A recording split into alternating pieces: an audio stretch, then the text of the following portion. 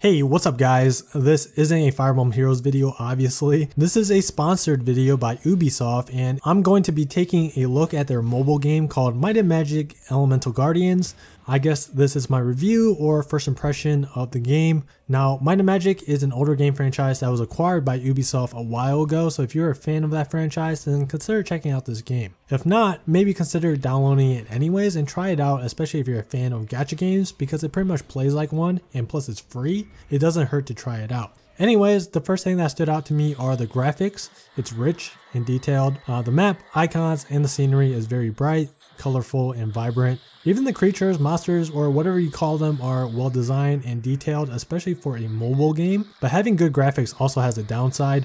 Not everyone has a high spec mobile device, therefore not everyone can run this game smoothly. However, if the game is running slightly jittery, then there are settings that you can mess around with to improve the frame rate as well as saving battery life. Just go to the settings and turn off power saving mode, low shadow quality, and disable the rest of the options if you notice frame rate issues. If you put everything at low and turn off everything, then that should allow lower spec devices to run this game smoother. That's one feature that I really like. I rarely see mobile games allowing players the option to mess with quality settings. Saving battery life is really nice for these type of games where you will be constantly doing repetitive tasks.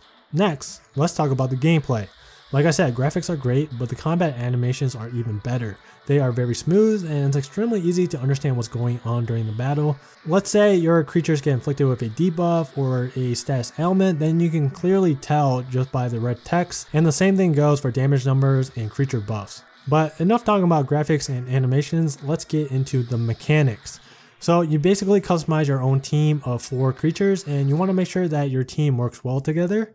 Make sure that you have a balanced team that won't get overrun by a single element, because how this game works is that there's 4 elements: fire, water, earth, and air. It's basically their version of the weapon triangle, and as you expect, each element has an advantage or disadvantage over another. For example, fire is weak against water but strong against earth. It's pretty easy to memorize the quote weapon triangle, but the good thing is that you don't have to memorize it. When it's one of your creature's turn, then there will be one of 3 arrows displayed above the enemies. It'll be either green, yellow, or red. The green arrows indicates that your creature's element has an advantage against that certain foe. Yellow means that your creature will deal neutral damage, and red of course means that your creature will deal less damage. Not only do you have to make sure that your team includes a wide variety of elements, but creatures also have roles. There are 4 roles, which are called attackers, defenders, supports, and saboteurs. Attackers are basically glass cannons. They deal huge amounts of damage, but they also take more damage than the other roles. Defenders are the big tough tanks on your team whose job is to taunt enemies and soak damage for your allies. They also deal fairly decent damage as well. Support creatures, I believe, are the only creatures in the game that have healing spells.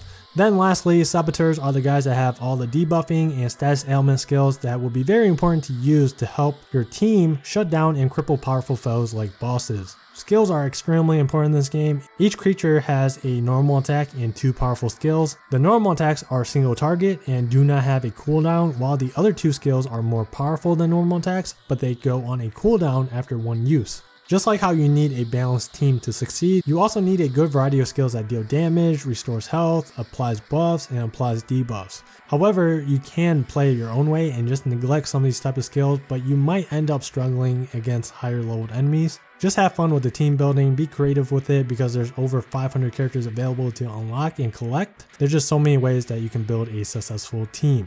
There's also different ways to, I guess, build creatures. There are these items called Glyphs. They are rare stones that can be equipped by your creatures, and they grant your creature special bonuses in many various areas, whether it be bonuses for HP, attack, defense, and some of them even lowers the cooldown for special skills. In total, there's 14 different types of glyph power-ups, and that brings even more customization to team building. And if you're wondering where you can obtain these glyphs, well, you can obtain them by winning battles in story mode or in events. A big part of this game is of course summoning. You have to use soul stones in order to summon more creatures. There's many different types of soul stones, and each of them allows the player to summon a creature of different and higher rarity. As you should expect, the higher rarity soul stones will be more difficult to obtain than the lesser ones. Soul stones are attainable by completing achievements. They can also be bought from shops, and players also receive a new soul stone every single day. Therefore, you can always unlock a new creature by simply just logging in each day. And don't feel forced to spend actual money because you don't need to. Spending real money only speeds up everything like upgrades and creature evolution. You can achieve all of that with time. There are some interesting modes that I wanted to try out, but unfortunately I couldn't because I wasn't a high enough level. One is PvP, it's called the Arena. There's also something called guild halls, which obviously means that you can form and join guilds. Then there's marketplace. When I think of marketplace, I think of it as a place where players can sell and buy items with other players. I'm not entirely sure if that's what it is, but that would be cool if that was the case. I don't think I've ever played a mobile game with an actual traditional marketplace. So there are a couple things I think Ubisoft could improve on. First, on the main screen, lobby, whatever you want to call it, I wish they would label these buildings or areas. Like, I'm sure if I played this game long enough, I could memorize which each of these buildings are for. But as a new player, I have absolutely no idea. The game basically forces me to press on buildings to find out what they are and what they do. I think that's inconvenient, and a simple quality of life change would be nice. Next is the combat system. This is just my little nitpick. I wish there was something more unique about the combat system because it is kind of simple, but I do understand why they would take that approach so they can appeal to a larger audience. And this is a mobile game, of course, so they can't really add too much stuff. However, there is a lot of depth in team building, and I think that compensates for the simple combat system. And yeah, aside from all of that, the game is solid and very polished, which is to be expected from a game being backed by a big established studio like Ubisoft. In most cases, it's always nice to know that the game that you're playing is developed by such a large known studio because these guys understand what parts of the game they need to improve on and will continuously try to improve the game and make it a better experience for the players. So if you're interested in the game after watching this video, definitely download it and try it out. Remember that this is a free game, so you have nothing to lose. Don't forget to tell your friends about it too, because then you guys can play together, form guilds, and that'll elevate your gaming experience. If you want to download this game, you can find the Android and iOS links in the description below. And that's going to be it for this video. I want to say a big thank you to Ubisoft for sponsoring this video, and thank you guys for watching.